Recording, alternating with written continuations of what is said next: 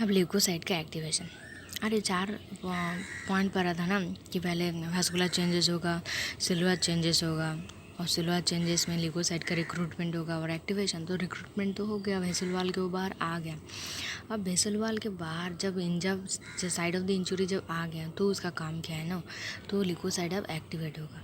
क्या क्या काम करेगा ल्यूकोसाइट? फैगोसाइटोसिस करेगा, इंट्रासेलुलर किलिंग और इन न्यूट्रोफिल एक्स्ट्रासेलुलर ट्रैप्स। फैगोसाइटोसिस में क्या होता है? ठीक है, फैगोसाइटिस में क्या होता है? जैसे recognition and the attachment, engulfment, killing and the degradation of the ingested material.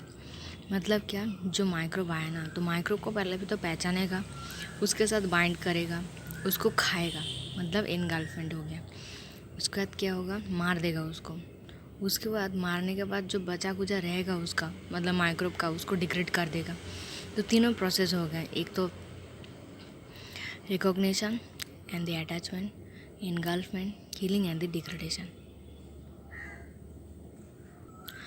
अब सोचने वाली बात है, फैगोसाइट पहचानेगा कैसे कि वो माइक्रोब है और बॉडी के दूसरे सेल से अलग है, और कुछ भी पहचानेगा कैसे?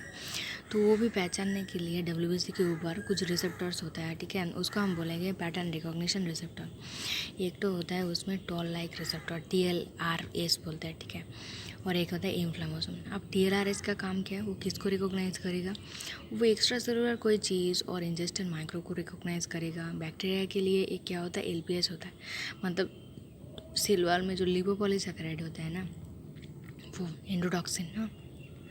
और इन्फ्लेमेशन, अगर कोई स्टिमुलेशन आया और इन्फ्लेमेशन को स्टिमुलेट कर दिया, तो वो स्टिमुलेट करेगा इंटरल्यूकिन 1 को, जो रिक्रूटमेंट ऑफ WBC में हेल्प करेगा और WBC phagocytosis and killing process को प्रोसीड करेगा। अब inflammation recognizes the product of dead cell, uric acid, microbial product etcetera. अब ल्यूकोट्राइन का इम्पोर्टेंस होता है, ये रोल प्ले करता है atherosclerosis and the obesity in the diabetes mellitus type 2। So antagonist of interleukin is used in treatment of, ये treat मतलब treatment है, ठीक है, treatment of these 2 types of the disease. क्या होता है? इंटरल्यूकिन 1 किस में रोल प्ले करता है? एथेरोस्क्लेरोसिस एंड द ओबेसिटी में। सो antagonist of the interleukin 1 is used in these 2 type of the disease to treat this disease. अब देखेंगे दूसरा स्टेप, इनगल्फमेंट। इनगल्फमेंट में क्या होता है? पहले तो इनगल्फमेंट होता है and the formation of the phagocytic vacuole. ये जो फैगोसाइटोसिस है एक चीज़ के ऊपर डिपेंड करता है, ठीक है, वो है polymerization of the actin molecule.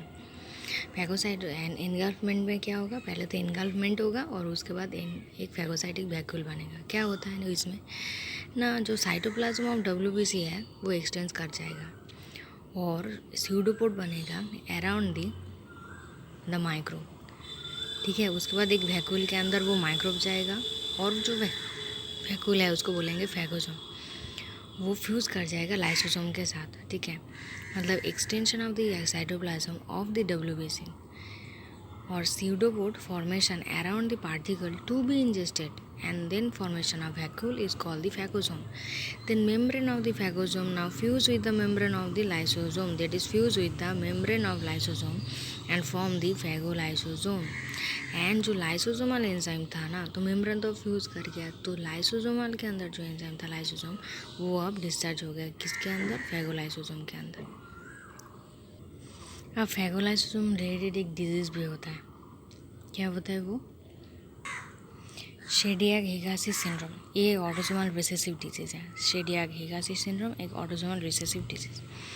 इसमें क्या क्या होता है? एक तो सस्केप्टिबिलिटी ऑफ द इन्फेक्शन बढ़ जाएगा क्योंकि फैगोलाइसोसोम नहीं बनेगा, मतलब क्यों? Fusion of the lysosome and the phagosome नहीं होगा, तो एंजाइम ही नहीं है लाइसोसोमल, तो डिग्रेड करेगा कौन? बैक्टीरिया को, ठीक है, तो सस्केप्टिबिलिटी ऑफ द इन्फेक्शन बढ़ जाएगा और WBC भी एबनॉर्मलिटी आ जाएगा। क्या होगा? न्यूट्रोपेनिया हो जाएगा, defect in the degranulation and the delay of the microbial killing. Peripheral blood smear में WBC जाइंट सेल बना देगा। अब एक जो जीन आता है encode the large cytosolic protein call the LYST, regulate करेगा लाइसोसोमल ट्रैफिकिंग को। एल्बिनिज्म हो सकता है क्योंकि एबनॉर्मलिटी ऑफ द मेलानोसाइट हो जाएगा। नर्व डिफेक्ट हो सकता है, defect in the platelets, bleeding disorder होगा। थर्ड स्टेप आ गया killing and the degradation. Killing occurs with in the neutrophil and the macrophage. Neutrophil and the macrophage के अंदर killing होता है। अब तीनों जो मोस्ट इंपॉर्टेंट चीज़ होता है ना, वो इस किलिंग में हेल्प करता है, जो एजेंट होता है। तो वो चीज़ क्या है? रिएक्टिव ऑक्सीजन स्पीसीज होता है, रिएक्टिव नाइट्रोजन स्पीसीज होता है एंड द लाइसोसोमल एंजाइम। अब रिएक्टिव नाइट्रोजन स्पीसीज दो टाइप का होता है, एक तो वीक होता है, एक तो हाईली रिएक्टिव होता है। अब वीक किसको बोलेंगे? एक तो सुपरऑक्साइड को बोल सकते हैं। उसमें क्या होता है ना, 1 इलेक्ट्रॉन एक्स्ट्रा रहता है, अनपेयर्ड है। हाँ, अब H2O2 हाइड्रोजन पेरोक्साइड रेडिकल होता है, ठीक है, उसमें 2 इलेक्ट्रॉन अनपेयर रहता है। और हाईली रिएक्टिव जो है ना, वो हाइड्रोक्सिल रेडिकल होता है, उसमें 3 इलेक्ट्रॉन अनपेयर रहता है। उसके बाद देखेंगे जो रिएक्शन जो जिसके थ्रू किलिंग ऑफ बैक्टीरिया होता है। एक तो क्या होता है, oxygen and the NADPH react करके NADP plus and the superoxide बनाता है। NADPH ऑक्सीडेज होता है फैगोसाइट ऑक्सीडेज एंजाइम के थ्रू। ये कहाँ होता है? Phagocytic vacuole of the WBC में। अब वो सुपरऑक्साइड स्पॉन्टेनियसली हाइड्रोजन के साथ रिएक्ट करके हाइड्रोजन पैरोक्साइड रेडिकल बना दिया। और hydrogen peroxide radical is insufficient for killing the bacteria.